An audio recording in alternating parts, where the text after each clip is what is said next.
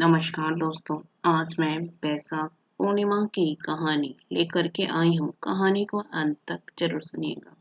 बैसाख पूर्णिमा को ये कहानी अवश्य सुननी चाहिए। इसको सुनने से हमें धन धान्य की प्राप्ति होती है, सुख सौभाग्य मिलता है, पुण्यदायक लाभदायक फल प्राप्त होता है।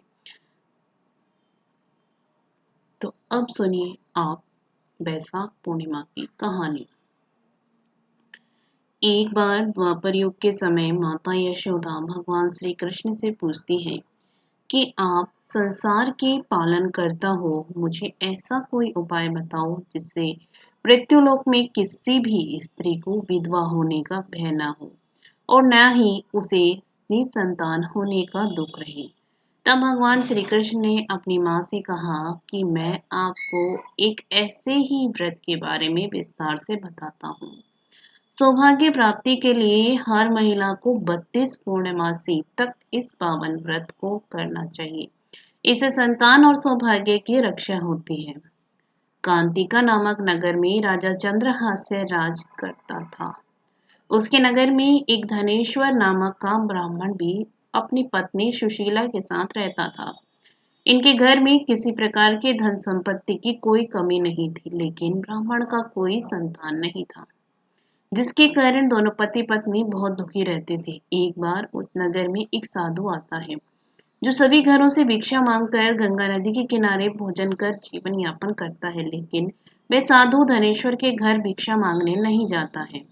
ये देखकर सुशीला और धनेश्वर बहुत दुखी हुए और जाकर उस साधु से पूछे कि आप सभी के घरों से भिक्षा लेते हो लेकिन हमारे घर से नहीं, ऐसा क्यों?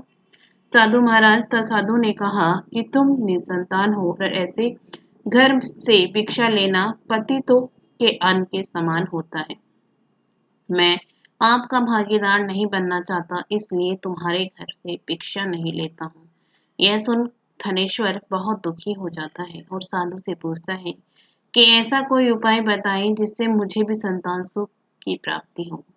तब साधु ने उस दंपति को 16 दिन तक मां चंडी के पूजन का सलाह दिया, जिसके बाद धनेश्वर और उसकी पत्नी ने ऐसा ही किया। दंपति के आराधना से प्रसन्न होकर मां काली प्रकट हुई और सुशीला को गर्भवती होने का वरदान दिया और कहा कि प्रत्येक पूर्णिमा को दीपक जलाए। ऐसे ही सभी पूर्णिमा को दीपक की संख्या बढ़ाती जाना, जब तक 32 दीपक न हो जाए। माता के आशीर्वाद के फलस्वरूप सुशीला गर्भवती हुई। काली माता के कहे अनुसार वह दीपक जलाती रही। माँ काली की कृपा और आशीर्वाद से दंपति के घर एक पुत्र ने जन्म लिया, जिसका नाम धनेश्वर और सुशीला ने देवदास रखा। देवदास जब बड़ा हुआ तो धनेश्वर ने उसे विद्या ग्रहण करने के लिए काशी भेजा।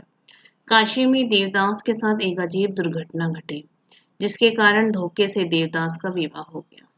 जब देवदास ने बताया कि वह अल्पायु में है, फिर भी उसका विवाह जबरदस्ती करवा दिया गया।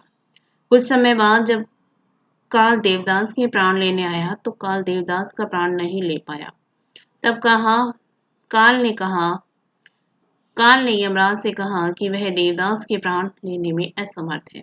जिसके पश्चात यमराज ने इसके पीछे का कारण जानना चाह के लिए भगवान शिव और माता पार्वती के पास गया। तब माँ पार्वती ने माता काली के वृतांत को सुनाया और कहा कि ब्राह्मण दंपति ने पूर्णिमा का व्रत रखा था, इसलिए काल देवदास का कुछ नहीं बिगाड़ पाया। तभी से कहा जाता है कि पूर्णिमा के दिन व्रत करने से काल से मुक्ति मिलती है और भगवान सभी मनोकामनाएं पूरी करते हैं। जय श्री हरि।